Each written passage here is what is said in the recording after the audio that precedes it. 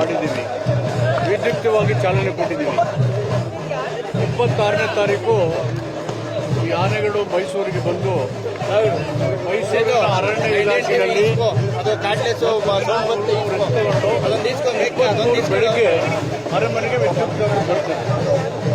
ಅಲ್ಲಿ ಅವನ್ನ ತಾಲೀಮ್ ಮಾಡಿ ಶಬ್ದ ಮತ್ತು ಜನಜಂಗುಳಿಯಕ್ಕೆ ಒಗ್ಗೋಗೋದಕ್ಕೆ ಎಂದಿನಂತೆ ತಯಾರಿ ಮಾಡಿಕೊಂಡು ಅಲ್ಲಿ 18 ಶೆಡ್ಗಳನ್ನು, ಒಂದು ಶಾಲೆ ಲೈಬ್ರರಿಯನ್ನು, ಇನ್ನೊಂದು ಅಡುಗೆ ಮತ್ತು ಸಾಮಗ್ರಿಗಳನ್ನು ಕೂಡಿರಲಿಕ್ಕೆ ಎಲ್ಲ ವ್ಯವಸ್ಥೆಗಳನ್ನು ಮಾಡಿ ಒಂದು ಆಸ್ಪತ್ರೆ, ಒಂದು ಪಶು ಆಸ್ಪತ್ರೆಯನ್ನು ಸ್ಥಾಪನೆ ಮಾಡಿ ಎಂದಿನಂತೆ ಎಲ್ಲ ಸಿದ್ಧತೆಗಳನ್ನು ಮಾಡಿಕೊಂಡಿದ್ದೇವೆ.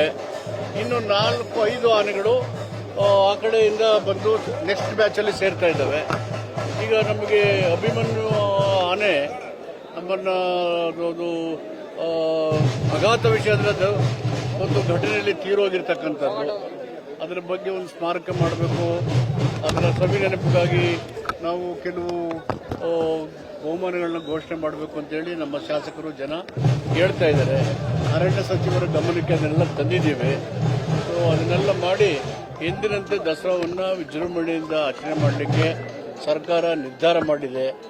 ಮಳೆ ಬಂದು ಡ್ಯಾಮ್ಗಳೆಲ್ಲ ತುಂಬಿರೋದ್ರಿಂದ ಈ ಸಾರಿ ವೈಭವಪೂರಿತವಾಗಿ ದಸರೆಯನ್ನು ಮಾಡಬೇಕು ಅಂತ ಹೇಳಿ ನಮ್ಮ ಹೈಪವರ್ ಕಮಿಟಿ, ಕಾರ್ಯಕಾರಿ ಸಮಿತಿ ತೀರ್ಮಾನ ಮಾಡಿ ಮೈಸೂರಿನ ವಿಜಯನಗರದ ಸಾಮ್ರಾಜ್ಯದ ಆಡಳಿತ ವೈಭವ, ನಮ್ಮ ಬದುಕು, ಸಾಂಸ್ಕೃತಿಕ ಆಚಾರ ವಿಚಾರಗಳನ್ನು ಮತ್ತು ಸದಾ ಪ್ರಜಾಸತ್ತಾತ್ಮಕ ನಡೆ ನಿರ್ಧಾರಗಳನ್ನು ಈ ದಸರಿನಲ್ಲಿ ಕಲೆ, ಕ್ರೀಡೆ, ಸಾಹಿತ್ಯ, ಸಂಗೀತ ಎಲ್ಲವನ್ನು ಪ್ರಸ್ತುತಪಡಿಸುವ ಮುಖಾಂತರ ಎಂದಿನಷ್ಟೇ ದಸರಾ ವೈಭವವನ್ನು ನಾಡಿನ ಜನರಿಗೆ ಉಣಬಡಿಸಲಿಕ್ಕೆ ನಾವು ಸಜ್ಜಾಗಿದ್ದೇವೆ. ಸರ್ಕಾರ ಈಗ ರಾಜ್ಯದಲ್ಲಿ ನಡೀತಾ ಇರುವಂತಹ ಪೊಲಿಟಿಕಲ್ ಬೆಳವಣಿಗೆಯಿಂದ ಅದು ದಸರಾ ಮೇಲೆ ಕರಿಚಾ ಇದೆ.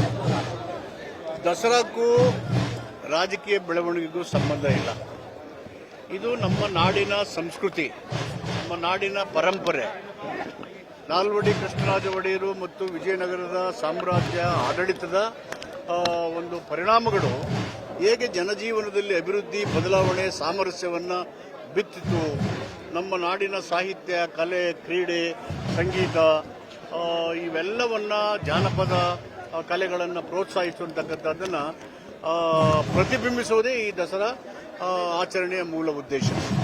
ಇದು ಸಾಂಸ್ಕೃತಿಕವಾಗಿ, ಧಾರ್ಮಿಕವಾಗಿ, ಸಾಮಾಜಿಕವಾಗಿ, ರಾಜಕೀಯವಾಗಿ ಎಲ್ಲ ಕ್ಷೇತ್ರಗಳನ್ನು ಪ್ರತಿಬಿಂಬಿಸುವಂಥ ಒಂದು ಪ್ರಮುಖವಾದಂಥ ಆಚರಣೆ. ಆದ್ದರಿಂದ ಎಲ್ಲ ಸಮುದಾಯಗಳು, ಎಲ್ಲ ರಾಜಕೀಯ ಪಕ್ಷಗಳು ರಾಜಕೀಯ ಜಂಜಾಟಗಳನ್ನು ಬಿಟ್ಟು ಹೊರತುಪಡಿಸಿ ಈ ದಸರೆಯನ್ನು ವಿಜೃಂಭಣೆಯಿಂದ ಆಚರಣೆ ಮಾಡ್ತಾರೆ.